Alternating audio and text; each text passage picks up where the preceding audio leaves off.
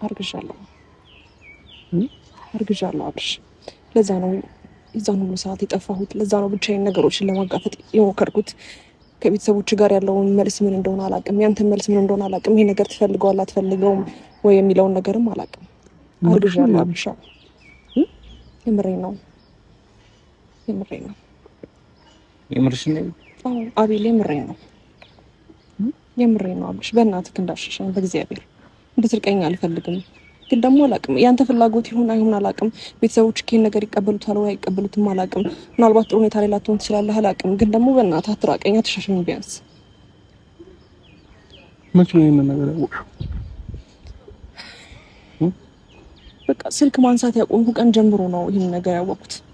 ከዛ በኋላ ከራሴ ጋር ደግሞ እየሞከርኩ ነበረ የቤተሰቦችን ነገርም እንዴት አድርጌ ነገሮችን ማስተካከል እንዳለብኝና አንተን እንዴት ነው የራሴ ማድረግ ከዚህ በላይ እንዴት አድርጌ የራሴ እንደማደርግ ግራ ስለገባኝ ነው በጣም እየተጨነቅኩኝ ነበር።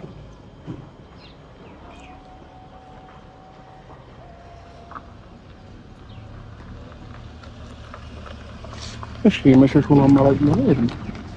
በጊዜው በተፈጠረበት ታይም መናገር አይቀርም ለነገሮች።